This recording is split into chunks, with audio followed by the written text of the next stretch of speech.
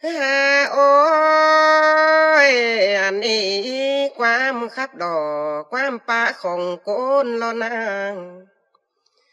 เบาจือความแทนเหนืออยู่บนโฟกลงมาโกนอยู่เตอไปปอหลอกเก็บมาดอมละนาเนื้อเน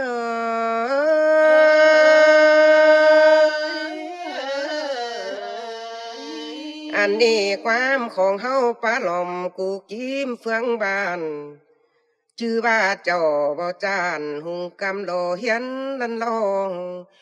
เสิร์ฟเอาความเสือกันโดยยันนอถอยโลนาหัวก็เนื้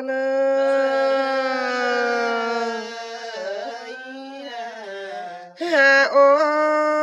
ยเป็นใบครับจ่อยแต่งใบตานฟังดูถอยนาความขับฮือเป็นคู่บ่ก้นจูมือคู่หนึ่งแล้วเสาบ่เจ้าเป็นจื้อเนี่ยฟีดดงตั้งนั่นรอเนื้อ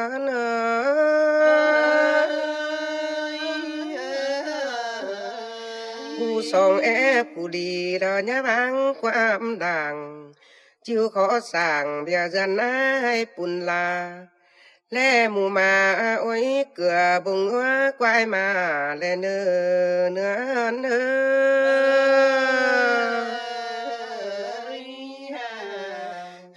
โอ้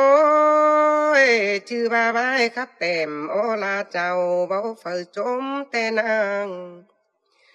เสียงหาลมกายหูเบาฟังนอถอยตาบาไม้ครับจ่อยก็จิ้วติ่มเสาไฟแหลงตัวหน้าเนื้อ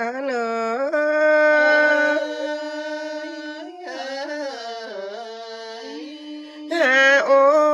ยเบาเป็นเมายิดแง่งแบ่งบางความเจ้าสินี้แต่ที่เขาตับเจินเฮจักตายยังนั่นรอเศร้ายังฟังบันกงขับเสอื่นจะตึมกาตาปืนล้นเสือกฝอยสัวนั่นรอแปง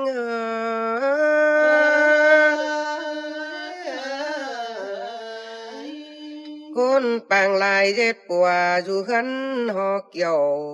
เจินขับอินสั่งเดียวยังหูฟังแต่แรงแต่เมื่อผู้ยังเจ็บเจ้าเบาย่อหัวไหลผู้ก็ยังบ่สาวได้ใครใบโหเหความอ่านนั่นนี่เนื้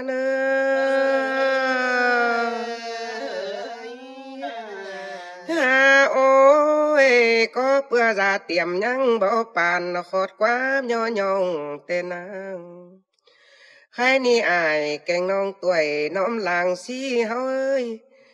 เลยหึงฮีจื้อเอาขอดความของด่างดีเจอสูม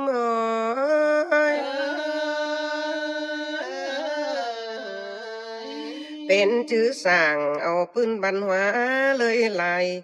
ญาเจ็ดมันตกใจเหียหายเสียลาสั่งเนื้อนบ้านครบก่อปีฟ้าหุงเสืองได้บุญปัน